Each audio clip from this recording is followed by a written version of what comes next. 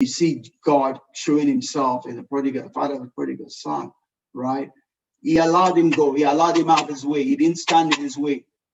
He didn't go to the other country to go and bring him back. He allowed him come to himself. He allowed him come to a place of growth, a place of maturity, right? And you will never get there if you are always being pampered. Same way as human beings, we go to the gym, right? Assume that you go to the gym and someone else has to do all your press up for you. And you're going to get muscles. No. Love wants you to grow. Love wants you to stand on your 2 feet. Love wants you to attain the fullness of life that God has for you, right?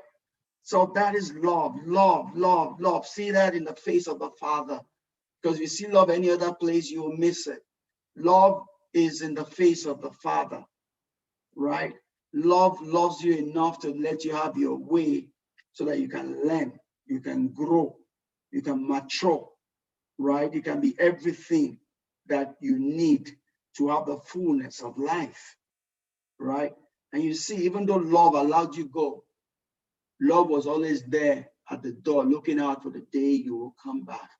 Because love believes in you. Love wants you the best of you, sees the best of you. Love doesn't jump on you and accentuate your wrong. It sees you're wrong, but it's just a longing that one day you'll wake up and see the right way and come back to light. So you see the Father looking out for the prodigal son. He saw him from afar off. He saw him from afar off. And he did not even wait for him to come. He ran to him.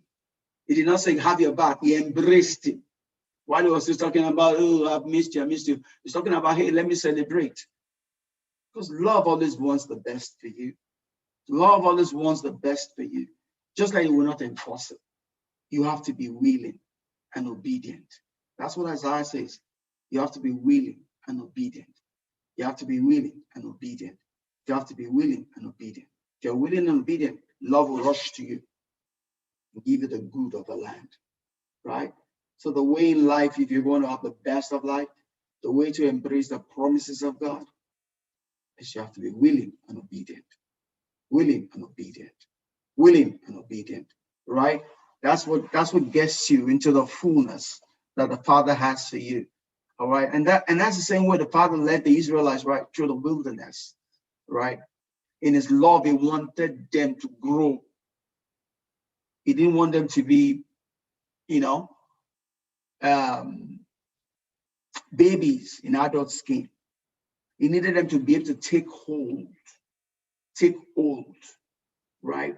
And that's a place of parenting, right? There's a place where your children are there and you're all covering them up, right? But you're not God. Even if you're God, you will not be there all the time. So you need to prepare them for the real world. For as long as you're covering them, you're not preparing them for the real world, right?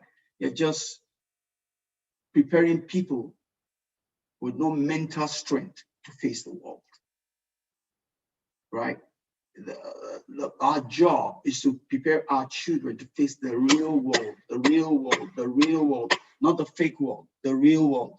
And the only way you can do that is by letting them see the real world while they're yet under your guidance and be releasing them to it bit by bit until they can stand on their 2 feet and face the real world, because you're not always going to be there, right?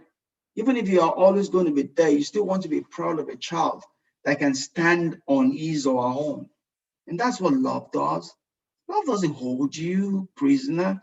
Love releases you to life, right? In little bits until you're fully grown, but it releases you to life because you're not matured, right? Until you can face life all on your own.